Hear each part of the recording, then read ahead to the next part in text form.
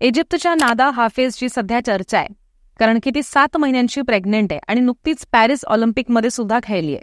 नादा halves ही fencing म्हणजे तलवारबाजी करते. महिलांच्या वैयक्तिक स्पर्धेमध्ये सेबर प्रकारामध्ये नादाचं आव्हान हे 29 जुलैला झालेल्या दुसऱ्या फेरीमध्ये संपलंय. पण त्यानंतर तिनं इंस्टाग्रामवरती एक पोस्ट केली आहे. त्यामध्ये तिनं ती गर्भवती असल्याचं जाहीर केलं. तिची ती पोस्ट आणि खेळतानाचे फोटोज सोशल मीडियावरती आता व्हायरल झालेत. त्यानंतर लोक एकीकडे तिचं कौतुक करतायत, तर कोणाला ह्याचं आश्चर्य सुद्धा वाटतंय. तर कोण ही जिगरबाज खेळाडू नादा हाफेज, जाणून घेऊयात ह्या व्हिडिओच्या माध्यमातून. नमस्कार, मी ऋतुजा आणि तुम्ही पाहताय सत्य पे सत्ता, थोडक्यात पण महत्वाचं. नादा हाफेज 26 वर्षांची आहे आणि ती इजिप्तच्या कैरोची रहिवासी आहे. कैरो विद्यापीठातनं तिनं वैद्यकीय शिक्षण घेतलंय आणि तिथंच पीडियाट्रिक विभागामध्ये काम सुद्धा केलंय. नादा लहान असतानाच जलतरण स्पर्धांमध्ये सुद्धा सहभागी झाली आणि राष्ट्रीय पातळीवर जिम्नॅस्टिक्समध्ये सुद्धा खेळलीय. पण वयाच्या 11व्या वर्षी तलवारबाजीकडे वळली. तलवारबाजीच्या सेबर प्रकारामध्ये गेल्या 10 वर्षांपासून ती इजिप्तचं प्रतिनिधित्व करतीये. सेबर तलवारबाजी हा एक कौशल्याची परीक्षा पाहणारा खेळ आहे. यामध्ये वेगानं तलवार चालवावी लागते आणि प्रतिस्पर्ध्याच्या हालचालींवरती लक्ष पण ठेवावं लागतं. पॅरिस ऑलिम्पिक हे नादा हाफेजचं 3रं ऑलिम्पिक आहे. ह्याआधी 2016 साली झालेल्या रिओ ऑलिम्पिकमध्ये आणि त्यानंतर टोकियो ऑलिम्पिकमध्ये सुद्धा ती सहभागी झालेली होती. यंदाच्या पॅरिस ऑलिम्पिकमध्ये नादानं महिलांच्या वैयक्तिक सेबर गटामध्ये पहिल्या फेरीमध्ये अमेरिकेच्या एलिझाबेथ टाटाकोव्स्कीला 15-13 असं हरवलं आणि अंतिम 16 जणींमध्ये प्रवेश केला. पण दक्षिण कोरियाच्या जेऊन हेयंगनं तिला 7-15 असं हरवलं.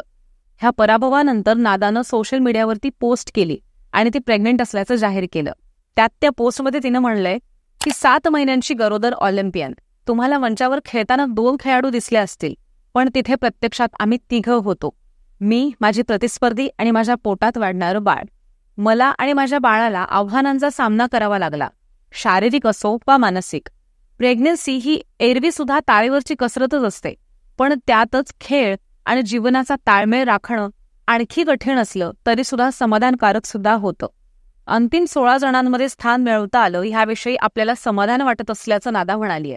महिला खेळाडू प्रेग्नेंट असताना ऑलिम्पिकसारख्या स्पर्धेत सहभागी होण्याची ही काही पहिलीच वेळ नाहीये. इतकंच नाही तर अनेक महिलांनी प्रेग्नेंट असताना ऑलिम्पिक पदकं सुद्धा जिंकली आहेत. तीही अगदी तिरंदाजी, नेमबाजीपासनं ते जलतरण, आईस हॉकी, स्केटिंग, घोडेस्वारी ह्यासारख्या खेळामध्ये.